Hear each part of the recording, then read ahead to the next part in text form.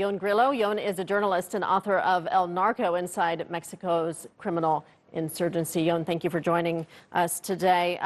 What do you think is behind this decision by the Trump administration? There's been some pressure for some time from some Republican lawmakers and some people who are kind of in law enforcement or former law enforcement to do this, to classify some Mexican cartels as terrorist groups. Now, according to these people, these are really serious threats on the southern border. You've got this incredible level of violence happening in Mexico. You've got this happening, sometimes even gunfights over the Rio Grande between Mexico and the United States. But what really triggered this right now is the massacre of that family in Sonora, the Lebaron family. And some members of that family wrote to the White House asking President Trump to make this classification as terrorist groups. So that's really what's behind this timing right now of the decision. So what are some of the unintended consequences that we might see here, though? For example, the Mexican cartels have large amounts of firearms. We know that some of them are actually supplied from the United States, but as being designated as a terrorist organization, then can gun suppliers be charged with supplying materials to terrorist organizations?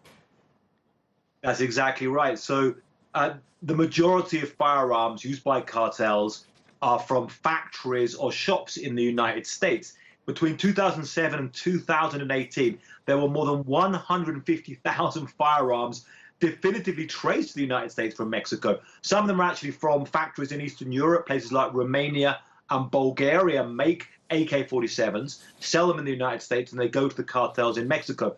Now, most of the people in that supply chain in the United States are given very light punishments, normally no jail time. Even the people who go into gun shops, buy guns and give them to the cartels normally do not get prison time. However, if they were giving guns to a terrorist organization, they could get 25 years for supplying material to a foreign terrorist organization. Now, this could inadvertently affect the gun lobby, who are big supporters of Donald Trump.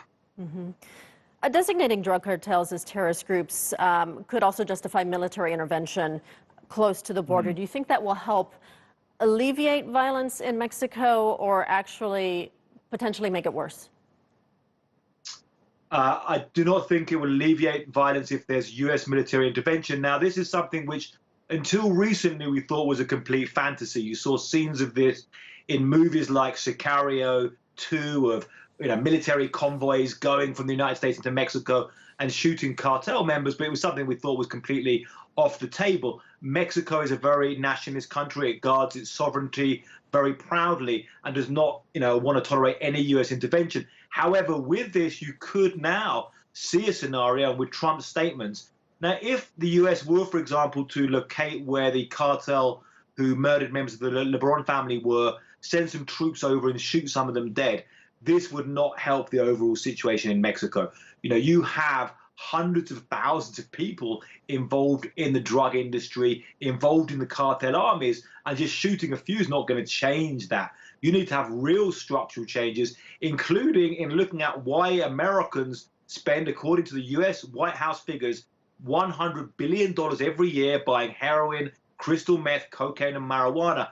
A lot of it supplied by Mexican cartels. You have to look at really what the root cause is of this problem, rather than just, sending in the soldiers and shooting dead a few people. How could this also affect people seeking asylum in the U.S. who might be fleeing from drug cartels? Yeah, that's a very important point. There's very many people who are fleeing the violence of cartels and going to the United States and pleading refuge. Now, it's hard to win that case in a U.S. court because the judge says, well, that you're not fleeing from military dictatorship, you're not fleeing a regular war, you're not a persecuted religious minority, you're simply fleeing gangsters, and that's not really our problem to give you asylum for that. However, if you had a case where a designated terrorist group has murdered members of the person's family, has threatened them, has maybe even shot them before, tortured them, and they arrive in the United States and say, well, I'm fleeing this terrorist group who you call a terrorist, who your government calls a terrorist, then that judge could look more favorably on their case. And we're talking about thousands and thousands of cases. I get emails, almost every week from people with lawyers with asylum cases pending in the United States concerning Mexican cartels. All right, we'll leave it there. Ioan Grillo, thank you for your time.